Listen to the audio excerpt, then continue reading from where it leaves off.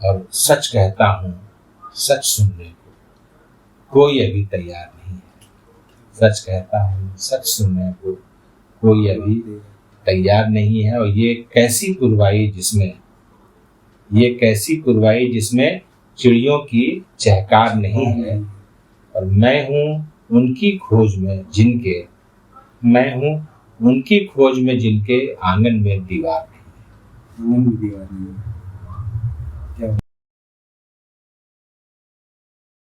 आदाब साथियों, आप देख रहे हैं प्रोजेक्ट फाइंडिंग इंडिया। और आज हमारी बात एक ऐसी शख्सियत से है जिनकी जिंदगी अदब, तालीम और तजुर्बे की ज़ुबान रही है। बचपन से लेकर बिहार यूनिवर्सिटी तक, फिर अध्यापन, संस्थागत काम, और उसके साथ साथ उर्दू अदब में शेर व शायरी, आलोचना, शोध और ऐसी अनुवाद जैसी कई काम में इनकी मौजूदगी रही है। आज हम केवल उनसे उनकी अदब और शेर व शायरी पर नहीं, उनके सफ़र पर बात करेंगे और उस पूरी एक जर्नी पर बात करेंगे जिससे उनकी जो आज की रचनात्मकता है उसे एक शक्ल मिली। तो अहमद बदर साहब, आपका स्वागत है इस पॉडकास्ट में। शुक्रिया। तो सर, ये कुछ सवालों से सिलसिले को शुरू करते हैं और ये पूरा सिलसिला कुछ सवालों के इर्द गिर्द हम बुनने की कोशिश करते हैं। तो सबसे पहले जब हमने ये पॉडकास्ट करने का डिसाइड किया था तो, और हमने जब आपके बारे में जाना तो हमें आपके शुरुआती दिनों से बड़ी दिलचस्पी हुई कि उर्दू अदब में आना कैसे हुआ, और अगर बचपन को एक तस्वीर में समेटना चाहेंगे तो वो तस्वीर कैसी होगी? ये सवाल छोटा है लेकिन इसका जो बहरा है बहुत बड़ा है। बचपन कोई एक दिन का होता नहीं है। बचपन तो एक लंबा पीरियड है और बचपन की यादें जिंदगी भर साथ रहती है इंसान के। लेकिन चूंकि सवाल उर्दू और उर्दू अदब और उर्दू का जो माहौल है उसके बारे में है, तो दादा शायर थे जी, शायरी करते थे। और बचपन हम हालांकि 7-8 साल 9 साल की उम्र में उनका जब हम थे तो उनका इंतकाल हो गया, लेकिन फिर भी बचपन में उनको देखा, उनका एक असर, उनकी एक छाप रही। मेरे फादर जो थे वो पुलिस में थे, लेकिन जाहिर है कि घर का माहौल था तो उनको भी शेर व शायरी में दिलचस्पी थी। और शायर नहीं थे लेकिन जब चाहते थे तो कह लेते थे। कुछ किसी कोई ओकेजन है, कोई मौका है, कोई अवसर आया ऐसा, तो उसमें कुछ शेर कहना है तो वो शेर कह देते थे। कभी हम लोगों को दे देते थे कि इसको पढ़ देना। तो एक घर में जाहिर है उर्दू ज़बान थी हमारी, तो माँ पढ़ी लिखी थी। उस वक्त जब पढ़ाई उतनी कॉमन नहीं थी, खास करके थोड़ा सा पर्दा करने वाले घरों में, तब भी उन्होंने मैट्रिक पास किया था। तो ये मेरे लिए, हम सब भाई बहनों के लिए एक बड़ा अचीवमेंट था कि माँ भी पढ़ी लिखी थी, तो उधर से भी सपोर्ट होता था। और बचपन में 6-7 साल की उम्र तक रांची में रहे। उस वक्त तक कुछ खास डेवलपमेंट नहीं है। 1 साल चाईबासा में फादर की पोस्टिंग थी तो वहाँ रहे। फिर वहाँ से जब हम लोग 68-69 में मुजफ्फरपुर पहुँचे, जहाँ जाहिर है मेरा जो नेटिव प्लेस है, आबाई वतन जो है वो वहाँ पहुँचे। तो वहाँ भी चूँकि गांव का माहौल, पढ़े लिखों का माहौल था, शेर व शायरी का माहौल था, तो बचपन से ही कानों में शेर पढ़ते रहे, सुनने का मौका मिलता रहा किसी न किसी बहाने।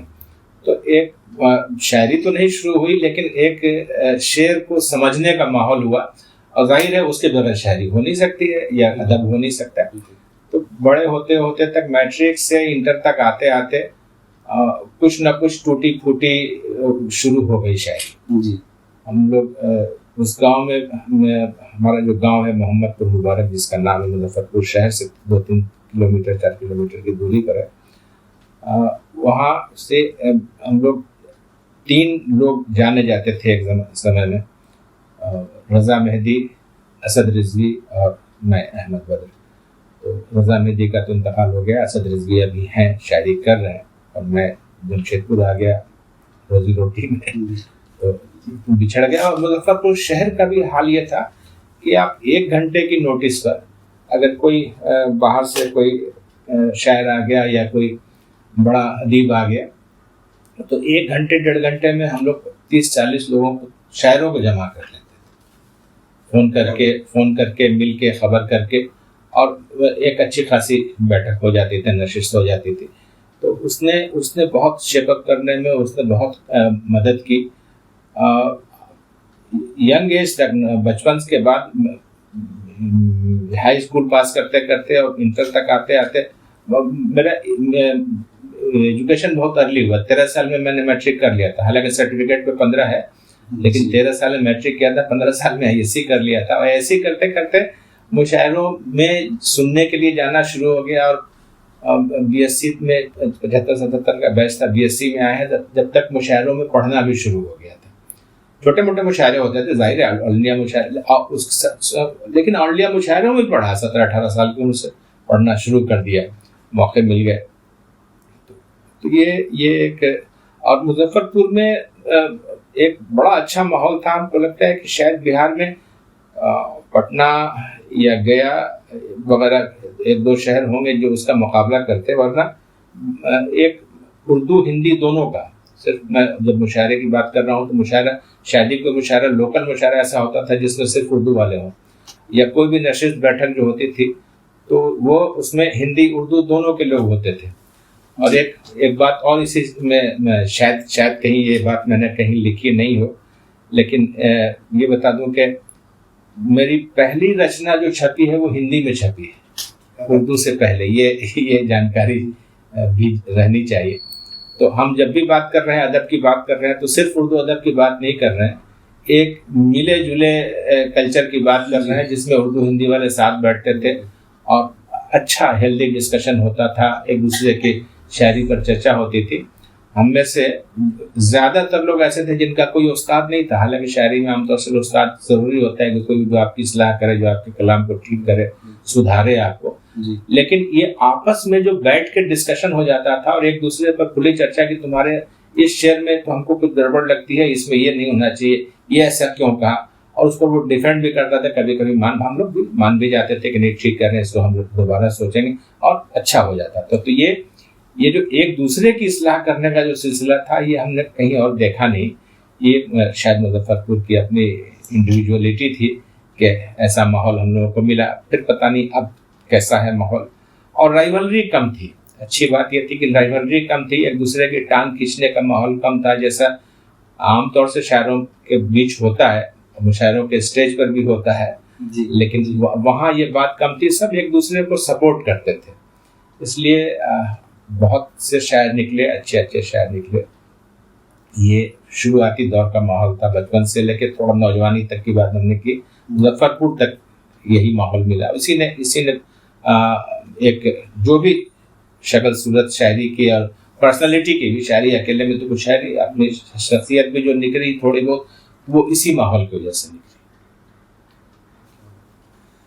सर, ये तो आपने अपने शुरुआती दिनों की बात करी, किस तरह से रास्ता साफ होना चालू हुआ और अदब की महफिल में आए।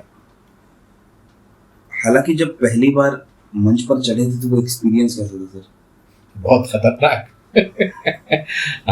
हाथ पैर कांपते हैं आदमी के, गला सूख जाता है, हिम्मत नहीं पड़ती है। सीनियर्स बैठे हुए होते हैं, एक एक शब्द जो है, एक एक लफ्ज आपके मुंह से जो निकलता है वो सुना जा रहा है, समझा जा रहा है, परखा जा रहा है, फिल्टर किया जा रहा है, ये जानना। और उसमें से अगर कहीं से कोई एक वाह मिल जाती है तो आदमी का हौसला बढ़ता है।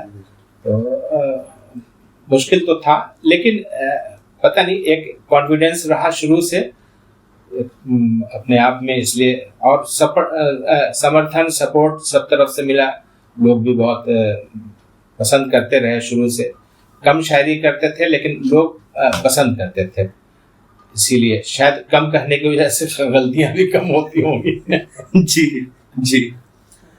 हालांकि सर, अगर आपकी आगे की पढ़ाई की बात करें, कि हायर एजुकेशन की, हायर एजुकेशन के दौरान रास्ता किस तरह से साफ हुआ, अगर उस पर थोड़ा सा रोशनी डालते। रास्ता साफ क्या होगा, रास्ता तो बहुत ही कांटों भरा, गड्ढों भरा होता चला गया। मैं साइंस का स्टूडेंट रहा हूँ, बीएससी कर रहा था, 75-77 का बैच था, लेकिन 76 से ही फादर बीमार हुए और 78 में उनकी डेथ हुई। उसके बाद सारे भाई बहनों में बड़ा था मैं, परिवार की जवाबदेही, जिम्मेदारी, इनकम जीरो, तो एक परेशानी का दौर, पढ़ाई छूट गई, कई साल छूटी रही। फादर की ग्रेच्युटी, पेंशन, ये सारी चीज़ें, दौड़ भाग, फिर ये कि शायद उनके डिपार्टमेंट में कोई नौकरी मिल जाए। लोग कहते थे कि अनुकंपा के आधार पर नौकरी मिल जाती है, और ऐसा एश्योर भी किया गया था, लेकिन ऐसा हो नहीं पाया किसी कारण से। तो ये कई साल तो इसी में बीत गए, 78 से लेके 82 तक तो इसी में बीता। फिर 82 में एक दुर्घटना हुई, ट्रेन से गिर जाने के कारण, उसमें बेड पर रहे। तो वो सब मिला जुला करके कई साल मेरे पढ़ाई का जो असल जो पीरियड था वो तो निकल गया हायर एजुकेशन का। तो फिर मजबूरन 83 में मैंने साइंस छोड़ करके फिर आर्ट्स की तरफ आए और उर्दू ऑनर्स लेकर के मैंने ग्रेजुएशन किया मुजफ्फरपुर से ही, और बिहार यूनिवर्सिटी से ही मैंने फिर एमए किया उर्दू में, और फिर पर्शियन में किया। तो उसके बाद फिर तो जब तक ऐसा था कि जब तक मैंने उर्दू में एमए किया, जब तक एक पहचान उर्दू जानने वाले की, उर्दू के में शायरी करने वाले की, उर्दू में कुछ बातचीत करने वाले की एक पहचान बन चुकी थी, तो उसने फ़ायदा पहुंचाया। यानी जहाँ एमए करने के लिए बहुत कुछ पढ़ना पड़ता है, बड़ी मेहनत करनी पड़ती है, तो उस लिहाज से बहुत कम मेहनत करनी पड़ी, इसलिए कि बहुत कुछ सोचा समझा हुआ था, जाना हुआ था, शायरी की समझ थी, अदब की समझ थी, तो आसानी हुई। तो ये जो मैं ये मानता हूँ कि उतना दिन जो पढ़ाई छूटी, उसने कम से कम भाषा को और अदब की और साहित्य की समझ को बहुत विकसित किया। बिल्कुल। तो ये तो बात रही बद्र सर आपके शुरुआती दिनों पर, और किस तरह से आपके व्यक्तित्व को ओवरऑल शेप किया, आपकी ज़ाती जिंदगी की परेशानियों ने और भी बाकी चीज़ों ने। और एक बात जो मैं अक्सर लेखकों से, शायरों से पूछता हूँ, उनके लिए लिखना क्या है? दिल का इजहार या लोगों से बातचीत, समाज से संवाद, या दोनों? ये तो शायद बहुत ही सब्जेक्टिव है, और दूसरी बात ये कि ये वैरी करेगा, आदमी वैरी करेगा। ऐसा दावा तो नहीं कर सकते हैं कि शुरू से ही समाज के लिए लिख रहे हैं। शुरुआती दौर में तो आदमी अपने को दिखाना चाहता है कि हम भी कुछ लिख सकते हैं, हम ये मेरा कहा हुआ है, अपना क्रिएशन है, उसको दिखाने का एक जज्बा होता है। शुरुआत तो वैसे ही होती। धीरे धीरे ये समझ में आया कि नहीं, ये सिर्फ मन बहलाने का, अपना मन बहलाने का या दूसरों का मन बहलाने का जरिया नहीं है। जैसे जैसे समझ बढ़ी, पढ़ते गए, अच्छे शायरों को पढ़ा, तो लगा कि उन्होंने तफरीह के लिए, मनोरंजन के लिए शायरी नहीं की है, या अदब अफसाने नहीं लिखे हैं। जिन्होंने मनोरंजन के लिए शायरी की थी उनका आप कोई नाम भी नहीं लेता। वो उस समय मनोरंजन कर रहे थे, उसके बाद उस समय लोगों को हंसा रहे थे, बाद में लोग उन पर हंसने लगे जी। तो ये हुआ, और ये जब समझ में बात आई तो उससे वो आते आते ही एक मिजाज बन गया कि नहीं, बहुत कम शायरी ऐसी मेरी है जिसमें बहुत ही जैसे आमतौर से गज़ल की शायरी में होता है कि हुस्न और इश्क और आशिकी और महबूब माशूक, ये नहीं के बराबर मिलेगा शुरू से ही। तो एक सीरियस, गंभीर एक छवि रही शुरू से कि नहीं, ये सोच के कहते हैं, ये कुछ सोचा हुआ इनका होता है। ऐसा नहीं है कि कुछ भी जो भी मन में आया कह देते हैं। 5 शेर कहते हैं, 15 शेर नहीं कहते हैं, 5 शेर कहते हैं, लेकिन 5 शेर में कुछ बात कहने की कोशिश करते हैं। तो ये जो एक इमेज बनी, उस इमेज ने बहुत संभाला, वरना भागने के चांसेस, बिगड़ने के चांसेस तो हर जगह होते हैं जी। माहौल होता ही है वैसा, अगल बगल उसी तरह की शायरी होती रहती है। उसी बीच में अपनी पहचान बनाने के लिए फिर सीरियस विषयों पर और सीरियस लहजे में बातें शुरू हुई, तो लोगों ने ध्यान भी दिया। सर, आपने उर्दू में आलोचना, शेरो शायरी, शोध और अनुवाद, इन चारों फील्ड में काम किया। सबसे अपना काम कौन सा है चारों में? शायरी शायरी। शायरी नितांत अपना है। आप आपने कोई आलोचना लिखी है तो उसको तो आपको छपवाना होगा, बिल्कुल। लोगों तक पहुंचेगा। कोई शोध किया है उसको सामने लाना होगा, कोई अनुवाद किया है तो उसको भी दिखाना होगा। शायरी के लिए जरूरी नहीं कि किसी को सुनाया जाए, शायरी आदमी अपने लिए भी करता है और खुद ही सुन के खुश भी हो जाता है। बिल्कुल। तो जाहिर है ये बिल्कुल पर्सनल चीज है, हालांकि वह पर्सनल रह नहीं पाती है। एक बार जब आपने कुछ कह दिया, उसको वो कागज पर आ गया या कहीं काली स्याही में छप गया, तब तो फिर वो आपकी नहीं रहती है। उसका मतलब भी सिर्फ वही नहीं होता है जो आप समझते हैं। उसका मतलब लगाने वाला अपने हिसाब से लगाता है, वो जो जैसा चाहे मतलब लगाए। आपका कोई कंट्रोल नहीं रहता, आपकी चीज भी नहीं रह जाती। कोई ऐसी प्रॉपर्टी नहीं है जिसको मेरा कब्जा है, इसका जो मानी हम बताएं वही मानी है, बिल्कुल नहीं है। एकदम खुली हवा में वो चीज चली जाती है और जिसका मन करे, जैसे मन करे उसको इंटरप्रेट करे, इसका कोई पाबंदी नहीं है। अगला सवाल सर इसी से रिलेटेड रहेगा। आपकी गजल को आपने किसी मानी से लिखा और लोगों ने किसी दूसरे ढंग से पढ़ लिया, ऐसा हुआ है? कई बार हुआ है ऐसा। एक आध बार तो किसी ने एक शब्द बदल दिया है, नाम नहीं लेंगे जी। उन्होंने वो गजल गाई है मेरी जी, और उसमें से एक शब्द बदल दिया है। अब चूंकि वो शब्द बाद में हमको लगा कि शायद यही ज्यादा अच्छा है जी। और वो पॉपुलर हो गया, वो सामने आ गया, तो मैंने भी बदल के कर लिया, वही शब्द कर लिया। क्या दूसरों की राय का को भी महत्व देना चाहिए, तो उसका भी एहतराम करना चाहिए।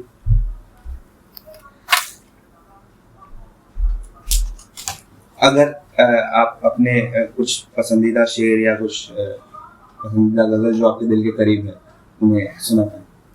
अब ये कहना कि ये गजल मेरे दिल के करीब है, दूसरी गजलें नहीं है, ये तो बड़ा मुश्किल काम है।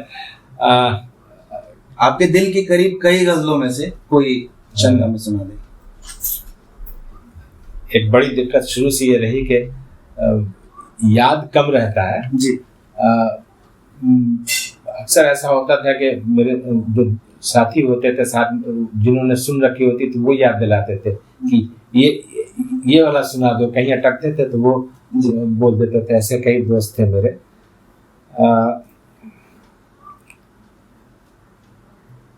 कौन सी क्या सुना दें? एक गजल के बहुत ही आसान, छोटी बहन की और बिल्कुल आसान जबान की गजल है जो बहुत पसंद की जाती है, की गई है जी। अक्सर लोग फरमाइश करते हैं, तो उन्हीं की फरमाइश को सामने रख के सुना रहा हूँ।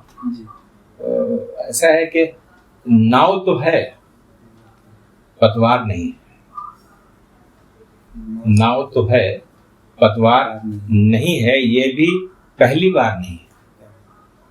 नाव तो है पतवार नहीं है, ये भी पहली बार नहीं है। और आज अजब पहले पन्ने पर, आज अजब पहले पन्ने पर कोई नरसंहार नहीं है। आज अजब पहले पन्ने पर कोई नरसंहार नहीं है। लाशों की बोली लगती है, लाशों की बोली लगती है, छोटा कारोबार नहीं है। लाशों की बोली लगती है, छोटा कारोबार नहीं है। और शेर है कि सबके मुंह में तलवारें हैं, सबके मुंह में तलवारें हैं, तलवारों पर धार नहीं है। सबके मुंह में तलवारें हैं, तलवारों पर धार नहीं है। और सच कहता हूँ सच सुनने को कोई अभी तैयार नहीं है। सच कहता हूँ सच सुनने को कोई अभी तैयार नहीं है। और ये कैसी पुरवाई जिसमें चिड़ियों की चहकार नहीं है। और मैं हूँ उनकी खोज में जिनके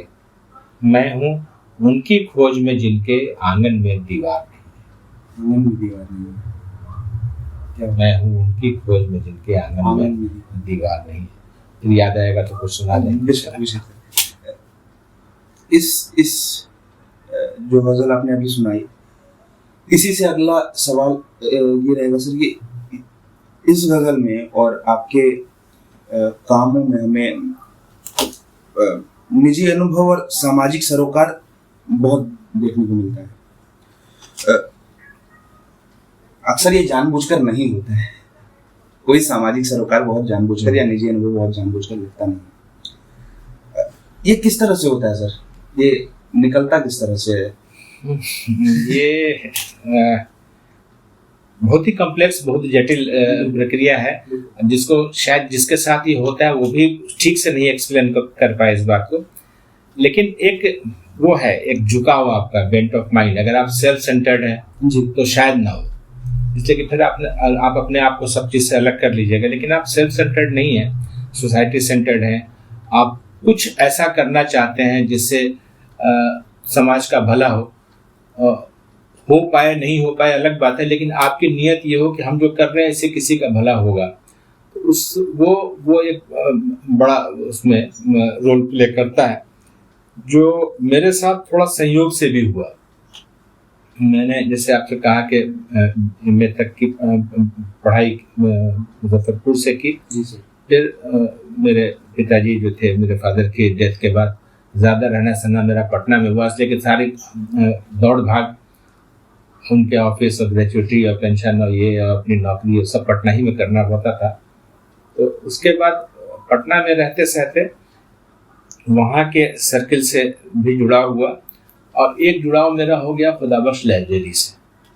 विश्व प्रसिद्ध लाइब्रेरी है, खास करके जो मैन्युस्क्रिप्ट्स की एशिया की सबसे बड़ी लाइब्रेरी है। वहाँ मैं 3-4 साल वहाँ रहने का, एज ए रिसर्च फेलो रहने का मौका मिला। बहुत से काम करते थे वहाँ, करने पड़ते थे। वो भी उस पीरियड ने भी बहुत मजबूत किया और उस ठोस काम करने की तरफ झुकाव बढ़ा। उसके तुरंत बाद मेरा जुड़ाव राष्ट्रीय साक्षरता मिशन से हो गया, national literacy mission. National literacy mission के साथ के स्थापना की वजह ये हुई थी कि उसके पहले जो प्रौढ़ शिक्षा चलती थी वो आंकड़ेबाजी होकर रह गई थी।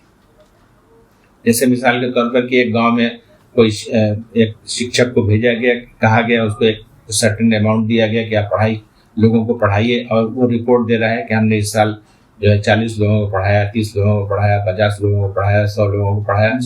करते करते हर साल वो एक आंकड़ा दिए जा रहा है। तो 10 साल के बाद जब जोड़ा गया तो मालूम ये हुआ, अच्छा बिहार को उसमें बड़ा ऊंचा स्वर्ण कमल वगैरह कुछ मिला था, बेस्ट स्टेट का प्राइज मिला था प्रौढ़ शिक्षा में जी। लेकिन किसी जर्नलिस्ट ने जब आंकड़े जमा किए तो उसने कहा कि 10 साल में जितने लोगों को प्रौढ़ शिक्षा में पढ़ाया गया है उतनी आबादी तो अगले 10-15 साल के बाद होगी जाके। तो आबादी से ज्यादा लोग पढ़ चुके हैं बिहार में और फिर भी निरक्षरता जैसी थी वैसी बनी हुई है। तो समझ में आया कि ये आंकड़ेबाजी ज्यादा थी, इसमें ज्यादा क्या अधिकतर थी।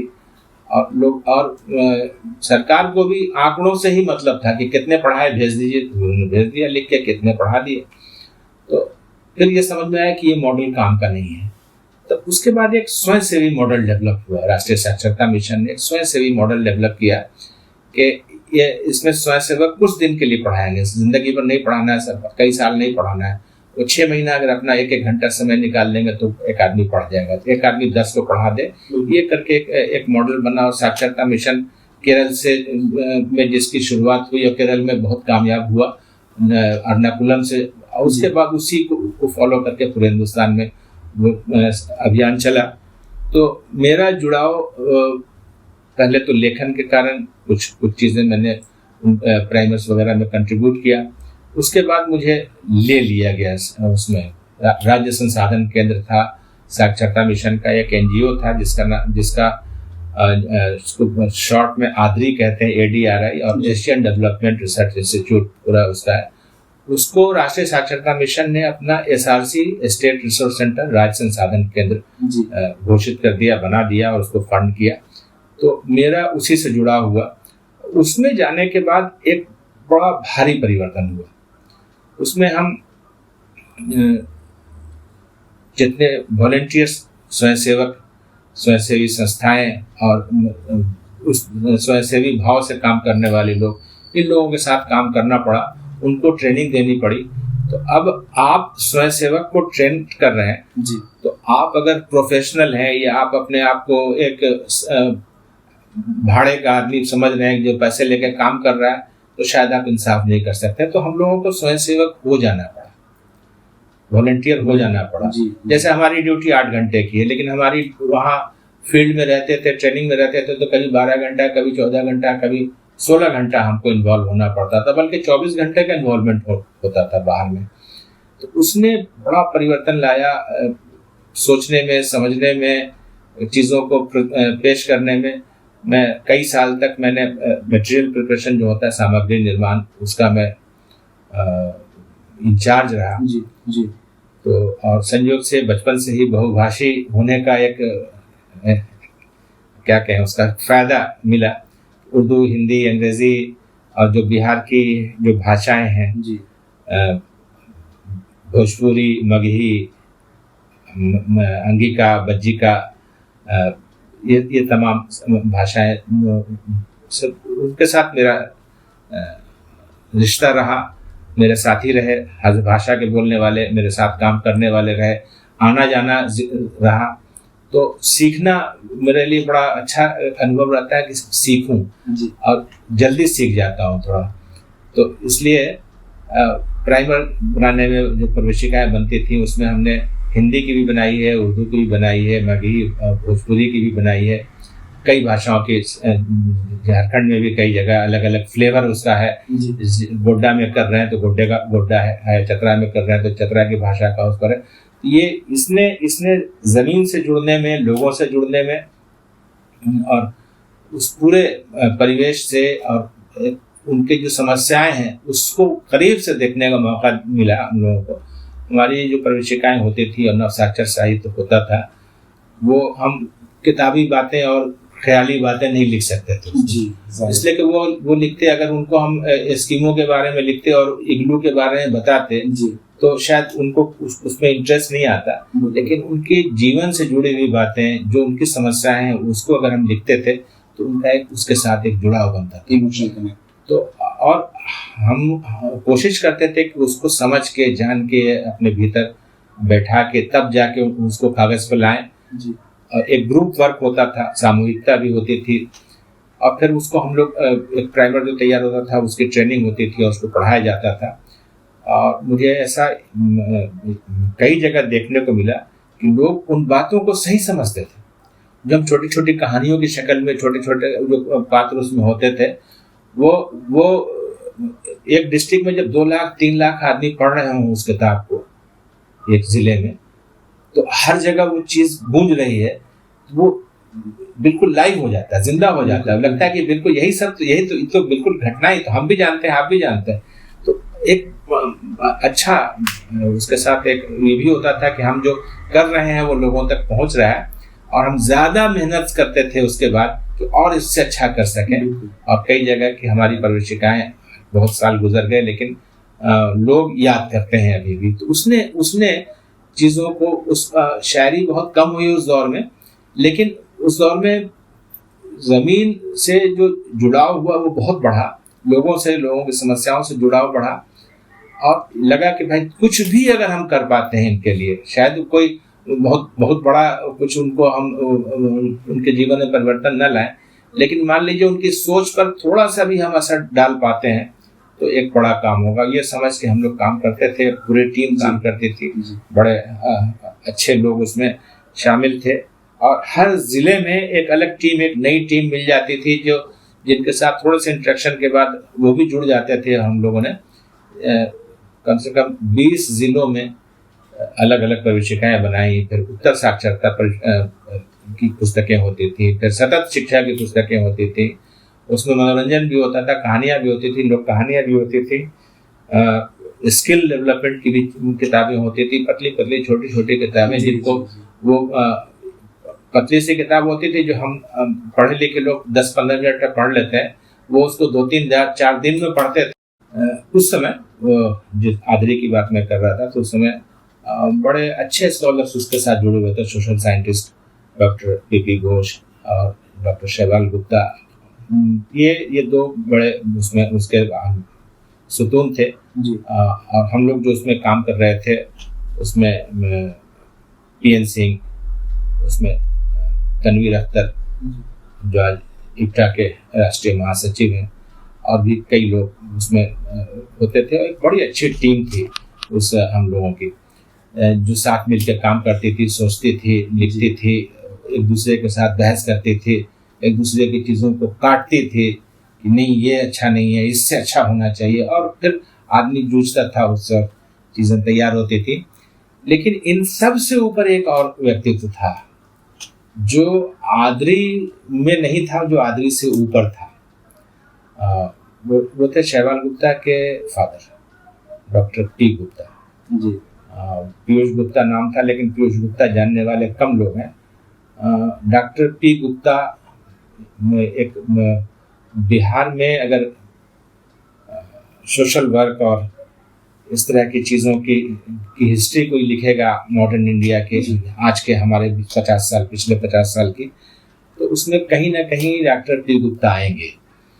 इसलिए कि वो पेशे से चिकित्सक डॉक्टर थे, BBS डॉक्टर थे, और बहुत भीड़ होती थी उनके पास, काफ़ी लोग आते थे। उसके बावजूद उन्होंने एंशिएंट इंडियन हिस्ट्री और मॉडर्न इंडियन हिस्ट्री और मिडाइवल तीनों पर उनको बड़ा ज़बरदस्त कमांड था। खास करके बिहार की हिस्ट्री और बिहार का कल्चर वो बिल्कुल घोल के पी चुके थे। हमको अच्छी तरह से याद है, देखा है मैंने कितनी बार कि बड़े बड़े विद्वान जो कल्चर के और इतिहास के, कहीं कोई गोष्ठी हो रही है, कोई बैठक हो रही है, कहीं कोई सभा हो रही है, वहाँ उनकी वो हक लाते थे, अब डॉक्टर P गुप्ता बैठे हैं तो हम क्या बोलें जी। तो ये उनके साथ रहने का मौका मिला। इसलिए कि एक बार उन्होंने एक सवाल किया कि मीटिंग थी, हम लोग सुबह के सुबह हम लोग बैठते थे, जैसे आते थे तो एक असेंबली जैसा होता था, चाय पी के तब हम लोग जाते थे। चाय पीने के दौरान अगर कोई कहीं से लौटा है तो वहाँ के एक्सपीरियंस शेयर करता था, या कुछ और बातें होती थी, डिस्कशन होता था। तो उसमें डॉक्टर साहब ने पूछा कि आपका एजेंडा क्या है जी, आप लोगों का एजेंडा क्या है। तो बताया गया कि ये एजेंडा है, ये करना है, ये करना है, ये करना है। तो उन्होंने कहा कि ये एजेंडा तो आपका नहीं है, ये तो सरकार का दिया हुआ एजेंडा है, ये एजेंडा तो आपको मिला है, आपका क्या एजेंडा है अपना। तो हम लोग आँख खुली, एक तरह से चौंक गए हम लोग कि हाँ, हम लोगों का तो कोई एजेंडा नहीं है, हम तो बिल्कुल दिए हुए एजेंडा पर काम कर रहे हैं। तो उन्होंने कहा कि आप जहाँ जा रहे हैं, जहाँ बहुत सी बातें कर रहे हैं, वहाँ का कल्चर, वहाँ के लोक कलाकार, वहाँ की और इस तरह की चीज़ें, उसको क्यों नहीं देखते हैं। वो भी एक आपको काम आएगा, वो लोगों को जोड़ने का काम आएगा। आप बिना लोक कला को समझे हुए, लोक कला का साथ दिए हुए आप कैसे समझ सकते हैं कि आप लोगों को इकट्ठा कर लेंगे और लोगों को मोटिवेट कर लेंगे। तो उसके बाद से हम लोगों के काम के साथ साथ ये जुड़ गया कि हम हर जगह की लोक कला, लोक परंपराएं, लोक साहित्य और इस तरह की चीज़ों को भी हम एक्सप्लोर करने लगे, जानने लगे। और वो बहुत ही खास करके और जगह का तो उतना पता नहीं है। बिहार को इस मामले में, बिहार और ये जो दक्षिणी बिहार जिस उस समय का था, जो आज का झारखंड है, इसमें हम लोगों को अंदर तक जाके करीब से देखने का मौका मिला। हमने बहुत सी लिस्टिंग की कि कहाँ मगही में, किस जिले में, नालंदा में और नवादा में और गया में और जहानाबाद में और औरंगाबाद में, कहाँ कहाँ किस किस तरह के आर्टिस्ट हैं, कौन सी लोक विधाएं हैं जो मर रही हैं, जिनका एक ही 2 आदमी बच गया है उनको उसको प्रदर्शित करने वाला, उनके बाल बच्चों को उससे दिलचस्पी नहीं है। तो इसने बड़ा एक जबरदस्त परिवर्तन लाया। हम लोग तलाश करने लगे, उन लोगों से मिलने लगे, उनका इंटरव्यू करने लगे, उनके फोटोग्राफ करने लगे, उनको उन पर कुछ लिखने लगे और उनको लाने लगे लाइमलाइट में। मगही महोत्सव, भोजपुरी महोत्सव, मैथिली महोत्सव सब कराया गया। पहले जिले में हुआ, फिर 4 जिले में अगर हमने भोजपुरी महोत्सव किया, उत्सव किया, तो अब फिर चारों जिलों से 5-5 आर्टिस्ट को लेकर के फिर पटना में एक महोत्सव किया। तो लोग भी हैरत से देखते थे कि अच्छा, बहुत से लोग नहीं जानते थे कि जत्सार का गीत क्या होता है, बहुत से लोग नहीं जानते थे कि रोपनी का गीत क्या होता है। अच्छा, धोबी नाच होता है, उसके बाद मालूम हुआ कि धोबी नाच, हिंदू धोबी नाच अलग होता है, मुस्लिम धोबी नाच अलग होता है। उसके बाद उनके गाने अलग अलग होते हैं, पूरी पूरी रात का चैता चलता है और चैती होती है जी। ये सब जब शहरों में हमने लाके उसको दिखाया तो लोगों ने उसको मतलब वो एक अविस्मरणीय जिसको कहते हैं वो था सबके लिए, हम लोगों के लिए भी, उन लोगों के लिए भी, सबके लिए। और डॉक्टर साहब ने एक समझ पैदा की, जमीन तक हम लोग सतह तक थे, जमीन से जुड़े जरूर थे लेकिन जमीन की सतह तक थे, उन्होंने थोड़ा और गहराई तक हम लोगों को ले जाने का काम किया। वो तमाम लोग जो उस वक्त हम लोग थे, हम सब लोग उनको आज भी याद करते हैं अपने गुरु की तरह। तो ये एक बड़ा काम था उस जमाने में जो हम लोगों ने, से संयोग है कि हम उसमें उसके पार्ट थे, उसको सीख पाए, उस समझ पाए। आज भी उसका असर है कि हम बहुत सी चीज़ों को जो दूसरे देखते हैं वो उनके बनिस्बत हम ज्यादा गहराई से उन चीज़ों को देख पाते हैं या समझ पाते हैं। जी। ऐसी सर जो लोप होती विधाएं हैं, लोप होती कलाएं हैं, बिहार की एक लिपि थी कैथी लिपि, जिसमें उर्दू, भोजपुरी, हिंदी अक्सर ये इस क्षेत्र में, पूर्वांचल के क्षेत्र में, बिहार के क्षेत्र में इस लिपि में लिखी जाती है। यहाँ तक कि मैं वकालत की पढ़ाई कर रहा हूँ और जब मैं कोर्ट जाया करता हूँ और 1920 से पहले के किसी डॉक्यूमेंट को रेफर करता हूँ तो अक्सर इस क्षेत्र में वो डॉक्यूमेंट कैथी लिपि में रहती है। और मैं खोज के परेशान हूँ कि मुझे कोई कैथी लिपि का ये मिल जाए जानकार। आखिर में मुझे पता चला कि हमारी अम्मा की प्रारंभिक शिक्षा कैथी में हुई है, क्योंकि उस दौर में वो गोपालगंज बिहार से हैं, तो उनकी प्रारंभिक शिक्षा कैथी में हुई थी, तो उनसे हमें कैथी सीखने का मौका मिला। और जब मैंने कैथी सीखा तो मुझे पता चला पूरे झारखंड में केवल 8 लोग हैं जो कैथी में बात करते हैं, रजिस्टर जिनको सरकार रिकॉग्नाइज करती है। तो हमें बड़ा दुख हुआ था कि कितनी सुंदर एक लिपि है और बड़ा खूबसूरत है लिखने का उसका विधा जो है। नहीं तो मैं थोड़ा सा उसमें कुछ जोड़ जी जी सर। कि वो जो समय था उसमें जितने मर्द थे वो फारसी और उर्दू पढ़ते थे, औरतें कैथी में लिखती थी, चिट्ठी पत्री जो थी होती थी कैथी में लिखती थी। और झारखंड में अगर जोड़ना चाहिए तो 9वां नाम मेरा जोड़ लीजिए कि मैं भी पढ़ लेता हूँ कैथी। तो कैथी को देवनागरी से अलग किया गया था जी। बेस तो देवनागरी है जी जी, लेकिन देवनागरी से अलग किया गया था सिर्फ इसलिए कि वो तेज लिखा जा सके। और कैथी में चूंकि ऊपर जिसको शिरो रेखा कहते हैं वो ऊपर से देने वाली वो नहीं होती है, इसलिए इसको लिखना आसान होता है। जैसे उर्दू को लिखना आसान है, उर्दू तेज लिख सकते हैं, कम समय में ज्यादा चीजें लिख सकते हैं। तो उर्दू के सामने कैथी लाई गई थी। उर्दू को एक तरह से हम खत्म करने के लिए तो नहीं कहेंगे, लेकिन उर्दू से इंस्पायर होकर ही कैथी का जन्म हुआ कि अगर ऊपर से जोड़ने वाला या मिलाने वाला ना रहे तो हम तेज लिख सकते हैं। तो तेज लिखने के लिए, डिक्टेशन लेने के लिए कैथी का इस्तेमाल होता था। सही बात है कि कैथी अब बहुत कम लोग हैं, मेरे पास भी कुछ डॉक्यूमेंट्स हैं कैथी की, मैं भी चाहता हूँ उसको, बहुत दिनों से मेरे पास रखा हुआ है एडिट करने का, कभी बैठेंगे साथ हम लोग उसको करेंगे।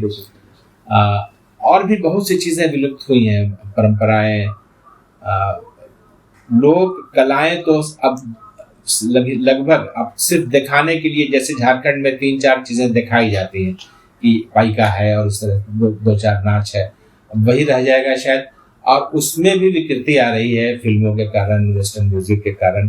अब धीरे धीरे बहुत से जो वाद्य यंत्र बजते थे अब उनको बजाने वाला कोई नहीं है, उनको बनाने वाला कोई नहीं है, उनका मार्केट नहीं है। तो ये हर आदमी ऊपर भाग रहा है, दूसरी तरफ भाग रहा है, हवा के साथ चल रहा है। अब ये तो समझना होगा, अपनी मिट्टी की खुशबू, अपनी जड़ों को समझना बहुत ज़रूरी है। आप दूसरी संस्कृति, दूसरी तहजीब उसको आप अपने अंदर डाल लीजिएगा तो फिर दूसरी ही की रहेगी, आपकी अपनी नहीं हो सकती। आप उसके साथ वो जुड़ाव महसूस नहीं कर सकते हैं। जो जुड़ाव आप कैथी के साथ महसूस कीजिएगा वो शायद जर्मन सीख जाइए तो उसके साथ वो आपका बॉन्ड नहीं बन सकता है जो कैथी के साथ है, इसलिए कि आपकी अपने माँ से सीखी। जी जी बिल्कुल, ये तो बहुत बेसिक बात है और सही बात है। इसका दुख होना चाहिए, इसकी चिंता होनी चाहिए। हम लोग ने एक विकास की एक परिभाषा गढ़ ली कि विकास का मतलब है बड़े बड़े मकान, बड़े बड़े होटल, एयरपोर्ट और ये सारी चीज़ें। विकास व्यक्तित्व का विकास, अपने कैरेक्टर का विकास, अपने संस्कृति का विकास, वो छोड़ के बाकी सारा विकास हम कर रहे हैं, इसलिए ये दिक्कत हो रही है। अगर यंग जनरेशन अभी से भी उसमें सतर्क हो जाए, सक्रिय हो जाए, तो शायद बड़ा काम हो सकता है। जी अपनी बुझती हुई डूबती हुई जो संस्कृति है उसको बचाना, पूरी दुनिया बचाती है। बहुत बड़े पढ़े लिखे लोगों को देखिएगा, बहुत वो अपने पारंपरिक, यूरोप की बात कर रहे हैं, अमेरिका की बात नहीं कर रहे, यूरोप में तो अभी भी लोग अपने परिधान पहनते हैं, खास खास मौकों पर। बिल्कुल लगता ही नहीं है कि वही आदमी है जो पीएचडी कर रहा है, या वही आदमी जो साइंटिस्ट है, लेकिन वो अपने पारंपरिक वेशभूषा में और वाद्य यंत्र के साथ सड़क पर निकला हुआ है और गा रहा है, बजा रहा है। ये हमारे यहाँ से धीरे धीरे कटता जा रहा है। हम शर्म महसूस करते हैं पुरानी चीज़ों को, पारंपरिक चीज़ों को अपनाने में। ये इस प्रवृत्ति को कैसे रोका जाए, उस पर जो पढ़े लिखे हैं, जो इस सिलसिले में जो गंभीर है, उनको चिंता करनी चाहिए। बिल्कुल। और एक बड़ी दुख की बात है, क्योंकि साहब कुछ दिन पहले की बात है कि मैं बनारस में था और हमारे कुछ साथी हैं जो हिंदुस्तानी क्लासिकल संगीत से जुड़े हुए हैं, तो वो चैती और ठुमरी ये विधा जानते हैं, पर इससे इतर एक लोक विधा हो गई चैता की, दुगोला की, फाग की। और आजकल के युवाओं में ये, जैसे हम बचपन में देखा करते थे कि होलिका दहन हुआ है और होलिका दहन के दिन ये लोग सब बैठ कर के फाग गा रहे हैं, सारे पापा चाचा दादा सारे मतलब रिश्तेदार बैठे हुए हैं, आस पड़ोस के लोग बैठकर फगुआ फाग गा रहे हैं। और एक विधा थी जिसे सुनकर बड़ा रस मिलता था। और अक्सर अब जब खोजने की कोशिश करते हैं तो यूट्यूब पे भी कुछ चंद ही पारंपरिक फाग मिलते हैं, वरना वो ही फिल्मी जगत ने इसे बड़ा इन्फ्लुएंस रिमिक्स कर दिया है हर चीज में। सही बात है कि ये आप संगीत की बात कर रहे हैं, संगीत तो इतना भ्रष्ट हो गया है कि अब क्लासिकल म्यूजिक कोई सुनना नहीं चाह रहा है। तमाम चीज़ों की बुनियाद में क्लासिकल म्यूजिक है। कोई भी म्यूजिक आप लीजिएगा, वो उस क्लासिकल के बिना तो काम ही नहीं चलता है। और एक समय था जब भारत में का जो क्लासिकल म्यूजिक है वो पूरी दुनिया उसको सुनती थी, रविशंकर तक या उसके थोड़ा बाद तक तो था। अभी भी गिने चुने लोग हैं जो बाहर जाते हैं और सिर्फ वो उनको जाना जाता है, लेकिन वो बाहर जाके परफॉर्म करते हैं, अपने शहर में शायद उतना परफॉर्म ना कर पाते हैं, या उनको वो रिस्पॉन्स ना मिले जो कहीं और जाकर के किसी बड़े कंसर्ट में जाने पर मिलता हो। परफॉर्मेंस से एक और चीज़ है सर, ये मेरा पर्सनल ओपिनियन है, हो सकता है आप इस पर इतर करें। मैंने कुछ दिन पहले ऑनलाइन देखा था कि क्योंकि मैं दिल्ली में रह रहा हूँ, तो मैंने देखा था कि कमानी ऑडिटोरियम में पंडित हरिप्रसाद चौरसिया का एक कार्यक्रम होने वाला, और हमें बड़ा उत्सुकता हुआ कि चलो भैया देखने चलते हैं। हमने टिकट चेक किया सर, सबसे लोएस्ट दाम का टिकट 28,000 रुपए का था। तो अब एक ये जो पारंपरिक संगीत है या जो क्लासिकल संगीत है, ये अमीरों की जागीर हो गई है, मार्केटिंग होने लगी उसकी तो होगा ही। ये हम लोग जहाँ से आते हैं, जिस परंपरा से आते हैं, जो हमने देखा है अपने बचपन तक, उसमें तो कोई कलाकार और दर्शक और श्रोता, उसका बैरियर और कोई दूरी थी ही नहीं ना, बिल्कुल कुछ नहीं। उसमें तो सब कलाकार है जी। जब चैता हो रहा है जी, और चैता तो दुनिया की फास्टेस्ट बीट है, उतना तेज तो कोई दूसरा बजा ही नहीं सकता है। बड़े से बड़ा रॉक जो है उससे तेज नहीं बजा सकता है। लोगों ने सुनना छोड़ दिया है या पता नहीं क्या हुआ, जो भी हुआ, लेकिन जिस वक्त चैता होता रहता है तो संभव नहीं है कि कोई सुनता रहे, केवल वो गा भी रहा है, वो हिल भी रहा है, उसी के साथ अपने आप को जोड़े हुए, बिल्कुल उसी आवेग में वो चलता है। जी, जी। तो ये तो आप कंसर्ट में और बड़े शोज में जो 28,000 के टिकट वाले में तो संभव नहीं है, वो संभव नहीं है। ठीक है, वो चीजें अब एलिट क्लास में फैशन की चीज हो गई, लेकिन बांसुरी तो गांव में बजती थी। बिल्कुल जी। हर गांव में 2-4 अच्छे बांसुरी बजाने वाले होते थे। अब वो घट रहा है, इसलिए कि अब हर चीज के पीछे है कि इससे हमको क्या पैसा मिलेगा, बाजारीकरण, बस पैसा क्या मिलेगा।